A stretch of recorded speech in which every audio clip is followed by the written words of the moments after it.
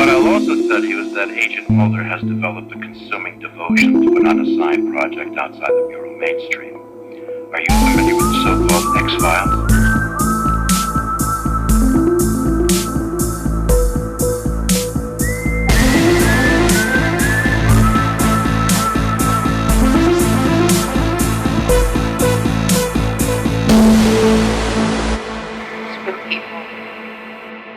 Welcome everybody to the Dark Talk Files. I am your host Dan, and I am joined by my FBI bro Paul. How are you doing, Paul? Hi Dan, I'm very well, thanks. How are you? Good. You ready for this one? Ready for Lazarus? I am ready for every one of them, and yeah, definitely ready for this one. Because I've watched it like 3 times in the past 14 hours. I don't know why. Oh, you really like it? Not that much. I don't know. I just I felt like I didn't take it in the first time, so I watched it again, and then I thought I'll just stick it on. Why not? Bit of background noise. Yeah, that's it. Well, let's get into the episode. Let's get to our cold open. So we open up at a bank where Scully is working undercover with a different man. What's going on here? I know, not Mulder. Yeah, she's working undercover with Agent Jack Willis. They've had a tip-off and they're expecting a bank robbery. And the bank robbers are this pumpkin and honey bunny couple. Pulp Fiction. Lula and Dupree. Yeah, well, what did you think of these two? So, I'll tell you what I thought of the whole cold opening. I thought it was really good. I love bank robbery stuff, especially anything with masks and hockey masks, like the old facehugger hockey masks as well. Just like anything like that, I fucking love. Like, without going too far ahead, as I usually do, kind of wish the whole episode was about the bank robbers. Yeah. And then I'll tell you that bit a bit later, what my idea for the episode could have been. But I think the lady, the honey bunny is... What was it, Honey Bunny? The actress, I think she's amazing, and she's not really been in much either. No. She's got really striking eyes and really striking features. So, yeah, I really liked them. Yeah, she was really good. I thought the cast in this whole thing were pretty good, actually, but we'll get to that. Yeah, so the guy from the Honey Bunny Pumpkin couple rushes the bank waving a shotgun around, and he's wearing this like Kyle Reese trench coat and this like Team U Jason mask. He looks like something from Heat. That's what I thought of immediately. It's just like friend of the podcast, Heat. God, we don't shut up about that film on this podcast, do we? Yeah, I know. It's a great film. So Dupree gets into a shootout with Scully and Willis, and he blasts Willis with a shotgun, killing him instantly. Scully unloads 3 slugs into Dupree and kills him too. So that puts Scully at 7 on Bullet Club now. 7-1 to Scully, so she is winning. And this also is a first for Scully's first kill as well. Oh, yeah, it is, yeah. Yeah, so Scully is actually murdered. I wouldn't call it murder. I'd say this was a justifiable shooting. Well, sorry, I often think about this when you have cops and stuff kill people. They're not murderers, but they've still done the same thing, Still ended a life. I know they're doing it for different reasons, but they're still ending it. Yeah, it's a strange one. Yeah, and a lot of cops are actually pieces of shit murderers as well, so... Enemies of the pod, police. You're damn right. Dan, you do not stop slagging off the cops. As a great man once said, fuck the police. So that's 7-1 for Scully in Bullet Club now. Bullet Club. And it's also 1-0 in Kill Club. Yeah, so in the hospital, Willis is on the crash trolley, and the medical crew give up on him. They've been working on him for 13 minutes, but Scully insisted they keep using the defib on him, because she's like, I am a doctor. The defib, as they use it on Willis, it revives Dupree's body as well. So every time they shock Willis's body, Dupree's body jumps up as well. Willis is revived, but he's different now. The spirit of Dupree has got into his body. The soul of Dupree is now in the man that was hunting him, Jack Willis. Bit of a Freaky Friday thing they've got going on here. I know. I can't escape these body swap type things. Honestly, they're everywhere for me. Why? What have you come across recently with a body swap? Freakier Friday. Oh, yeah, you mentioned that. There's 4 body swaps in that. But but it's fucking shite. I only got like 20 minutes into it. We only watched it because it was like a bit of like backgroundy kind of thing, and we paid attention to it for a bit, and we couldn't figure out why it was so bad. And then we realised that it's so fast in like jokes and switching scenes and stuff. It's almost like brain rot, like a brain rot film. Like they're trying to play up to like the modern times of like TikTok and stuff. And right, yeah. Reels and shit where everything is like in doses of like 10 seconds. And I mean, other than that, it's shite anyway. But yeah. The goldfish attention span. Exactly. Yeah. That's it. So Willis revives, and I'm just going to refer to him as Dupree for the episode now because he is Dupree just in Willis's body. Dupree goes to the morgue, looks down at his own corpse and snips off a finger to get his wedding ring. We get a bit of exposition. So Dupree was a prison guard and his partner, Honey Bunny, Lula, was an inmate, and they became lovers and decided to embark on a life of crime together. And I love this bit. Mulder instantly figures out that there's that Freaky Friday thing going on. He's instantly like, well, it's obviously a brain swap, Scully. Have you never seen Face Off? Have you never seen Freakier Friday, Scully? So Scully explains to Mulder that she and Willis dated way back when she was in the academy, and he was her instructor, which seems creepy as shit, to be honest. Yeah. I mean, we learned that he is 38, I would say, 37, 38 in this. Yeah. They dated at least 3 years ago, meaning that he would have been 35, and Scully's supposed to be about 24, 25? Yeah, I got the impression she came through the academy when she was about 20. She would have been, let's say 20, he would have been like, let's say 35, 34. I mean, it's not that much of an age gap, really, but it's more of a, like... You mean a power imbalance? That would have been illegal to start with. Power imbalance, yeah, like a bit of a groomy kind of... Yeah. The age gap is fine, it's the fact that he's a teacher, her instructor, that's weird. Yeah. But also, the guy, I can't remember his name now, the guy who plays Willis is actually about 47 in this as well. I was going to say, he's not 38, that dude is not 38. No. He was 47-ish in this, so and he looks it as well, no offence to the guy. R.I.P. by the way, he died in an avalanche in 2008. I know, I just read it, I just had a quick browse of the cast if there was anything notable, and poor dude. Yeah. Gotta say, I loved his performance in this, I thought he was great. He was excellent, he was really good. So Scully tells Mulder that she and Willis have the same birthday, which is something that will become relevant to the plot in a minute. So Dupree, in the body of Willis, goes to see Lula's brother to try and track her down, and he lives in this absolute shithole apartment. I didn't recognise this dude at the time. The actor is it's a very young Callum Keith Rennie, he's one of those guys, hey, it's that guy that you've seen his face, has been in everything, but you won't remember. He's in Memento, actually. Is it? Who's he in that? I think he plays Carrie-Anne Moss's boyfriend, I think. He's in a bunch of shit. Yeah, he's a cool actor. He's pretty good in this. So Dupree believes that Tommy sold him and his sister out to the feds and executes him via gunshot, and... Showing the size of his balls, Dupree later turns up at the scene of his own crime as Willis, when Mulder and Scully are there investigating, and he puts on a hell of a performance pretending to be Willis. He really does. Because I didn't remember this episode going in. Still actually don't remember it since watching it either. No, I don't mean that I don't remember watching it. I didn't recall ever watching it. Maybe I've never seen this episode. I don't know. Yeah. But I thought... Oh, so he's like revealing himself this early. I thought it was going to be more of a cat and mouse kind of thing. And I was like, that's quite bold. And I thought, wait a minute, he's going to like go into the FBI offices and just work and just like act normal and stuff. It's like, who the fuck do that? I know. It's impossible. The fucking nerve on this lad. The nerve. Thing is, though, like, even if he gave the most idiotic performance, if Dupree was just like a gonk and just couldn't get Willis's like mannerisms or anything down, like, what's anyone going to do? He still is Willis. He's in that body. Like, they can't just say, wait a minute, you're like, look at Mulder. Mulder's like, wait a minute, you're not Jack Willis, and everyone's like, what the fuck are you talking about, Mulder? You're like an idiot or something. Plus, he is just gone through like a near-death situation. I know, yeah, of course. Completely life-changing situation. Yeah, so he's going to act differently, isn't he? Yeah, fair dues. I didn't think of that. So Mulder visits Dupree at the shooting range and tricks him into signing a birthday card for Scully when it is not her birthday. And Dupree also signed it with his left hand. sneaky Mulder coming back. I know, yeah, he's got these little gambits that he's running. He's very crafty as Mulder, isn't he? And you want to see the way he throws the card to Scully. He's like, "Happy birthday, Scully. What do you think of this?" He is smug as And she's like, "It could be anything, Mulder. It doesn't matter." Well, he would know it's your birthday. And he wrote it with his left hand. Do you think of that?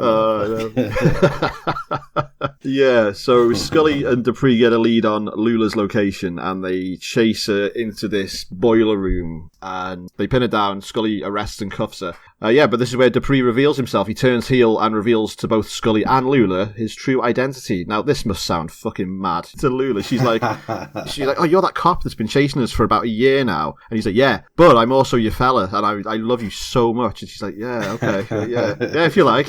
She is not keen on this guy though. She's like, yeah, don't think so. I think she dislikes him more when she finds out that he's actually Dupree. She hates him, but then when he reveals he's her boyfriend, come back in like possessed form, she's like, "Oh fuck, I thought I got rid of this dude." Like fucking Chucky coming back in another body. Yeah, I know, yeah. Yeah, so the two hold Scully hostage and Dupree is not feeling too well. Scully spots him drinking a soda and explains that Willis is a diabetic, and Dupree, not knowing this, is going to slip into a diabetic coma unless they can get insulin. Lula then betrays Dupree and reveals that she was the one who informed on him and his bank robbery and tried to escape with the money. This is just, I felt bad for the dude. She's so heartless to him, and he's just like, he spent the entire episode like, this love that he's got for her transcends death, and he's come back to this mortal plane to find her so they can be together, and she's just like, "Fuck you, dude, I don't give a shit about you." Well, I'm not judging all incarcerated people, but if you get with a person who's in prison, you got to expect that they might have a bad side, like, you know what I mean? He kind of deserves it because, like, again, it's that power imbalance. He was a guard. Oh god, maybe that's the duality of this episode. It's like mirroring. I was just thinking about Lula. I was just, every time she did anything, I was just hearing Jim Ross's voice in my head going, "That's a Jezebel." Yeah, so Lula calls Mulder and she says she wants to ransom Scully for $1 million. Oh, wait there, have I got there's something that happens that made me fucking piss myself. It's when Willis or Dupree rings Mulder. Yeah. And so I voice recorded it as I was watching it because I had to rewind it about 5 times because it made me laugh so much. In the phone call, he's like, "And that's the end of it." And he goes, "Bye bye." And then it cuts to Mulder and this car goes past and goes, "Burr, burr." And it sounded like the car was like imitating the bye bye and like saying it. And it just fucking made me laugh. And I recorded it, so I'm going to send it to you. And maybe you can put it in here. I will. Right. Mulder? Dana, are you okay? Don't. Dana? Okay. That's it. Goodbye. Reminds me of something that happened with me and my brother once. We'd been in the pub and we got back, this is back when we were living with our mum and dad. So we got back to the house and I knocked on the front door like this. And in the background, this dog went, "Woof, woof." Oh, that was a classic one. It was amazing. Yeah. I love it. Yeah, so the feds track down the house where Lula, Scully, and Dupree are all holed up, and they send this one fed in as this Bible salesman, like undercover to check who's there. This guy is so fucking zesty. He's unreal. He's just like, "How's about a Bible?" Yeah. Been off of I love the actor. He's from he's in Oz and he is in Dexter. He's Dokes from Dexter. You're gonna say Oz. Who's he in Oz? I recognize him. Moses Dial. He's a death row inmate. He's in like the later seasons. Great actor. Yeah, I really liked him in this though. He's like, very zesty. Yeah, he's like smooth as fuck. He only gets the one scene, but like he walks off and confirming that they're all in there. He's like on his radio. He's like, "Yeah, baby, they're all in there." You ever see him again? Shit. Yeah, I know. Yeah. Before the feds can storm the house, though, there's a kerfuffle in the house. Dupree manages to trick Lula and manages to snatch a gun off her. He blasts her in the stomach, which kills her, and then Dupree/Willis dies immediately afterwards. from his diabetic coma, and the feds storm the building and rescue Scully. Yeah. We get a wrap-up at the end of the episode where Scully has seen a lot of mad shit, more so than usual, and she takes a deep breath, and she says, "What am I supposed to tell myself?" The episode just ends on that. So at this part, Mulder, like, he really shows like a sensitive side to him where she is like obviously in turmoil, and she's like starting, because like all the shit that's happened to her recently as well, like the Beyond the Sea episode and stuff, she's like getting the brunt of all this like supernatural stuff at the moment. Yeah. He's like, I'm not gonna give her the whole shtick of told you, Scully. He's just gonna be like very give it like a therapeutic approach of just being like, okay, don't worry about it, just, you know, you don't have to believe anything you don't want to believe. We'll go with the official story. Quite soft with it, and he's quite listen, not everyone has to be like a hardcore mental believer like I am. Yeah. Yeah, exactly. Yeah, well, I think about it, she has gone through the ringer recently, because she's had everything that happened to her with her dad dying, and then everything with Boggs from that episode, and then she went to go and investigate the Kindred, and then she was just so turned on that she couldn't control herself for like an entire episode. Jesus, yeah. And then now this, where her ex-boyfriend is like possessed. Yeah. From her point of view, she's probably she could rationalise it and say like, she probably thinks to herself, well, it was a downed Kurdish fighter jet. Oh, sorry, that's the stupidest thing Scully's ever said, that Libyan fighter jet. Oh, God. Yeah, I mean, I get the impression in this episode there's so much that's happened. It's almost impossible for her not to believe, but she's like, I just can't breach that barrier with myself yet. Yeah, of course, yeah, and that's why Mulder is being sensitive with her and not giving her shit, because it's like he could absolutely, and maybe he would have been in sort of episode 3 or 4. He would have been like getting her by the scruff and just be like, "Fucking told you, you need to believe now." Who's right now, Scully? Scully.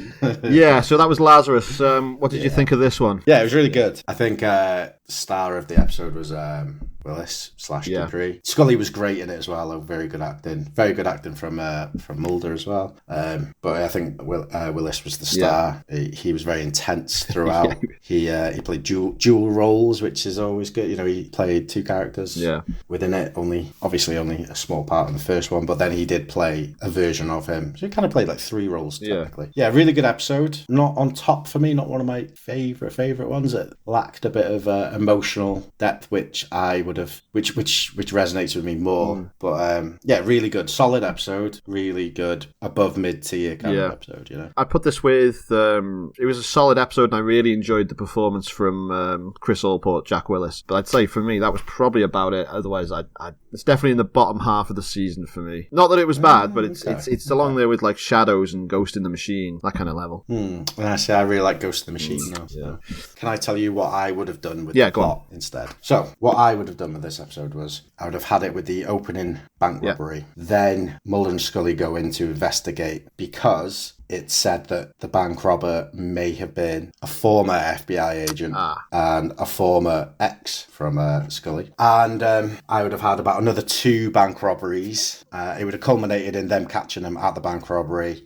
Throughout the episode, it would have shown that he has been taken over by her boyfriend. They wouldn't have had the whole splitting thing. She wouldn't have turned on him. And they would have hunted down this ex-FBI agent that had become a bank robber for absolutely no reason. And then it would have been revealed that it was because they've swapped bodies or swapped minds or whatever. Just to show a bit more of that action-y bank robbery kind of stuff, because that's really... It would have added a bit more mystery to the plot as well, because in this, it's like literally at the start, you know that he's been possessed, and that's it through the entire episode. That would have had you thinking, oh god, there's this badass FBI agent on the run. Then it would have had the twist that he was possessed. Yeah, that's sounds good. However, though, what we do get with this episode, the way it is that we do get a lot of character building from Scully. Her starting to question her beliefs, which will lead up to a lot of good shit coming up, you know. So it's fair. Yeah, I've been like sort of divvying them up into Mulder and Scully episodes. This was definitely a Scully episode. 100%, yeah. Have you got any trivia for us? Hit the music.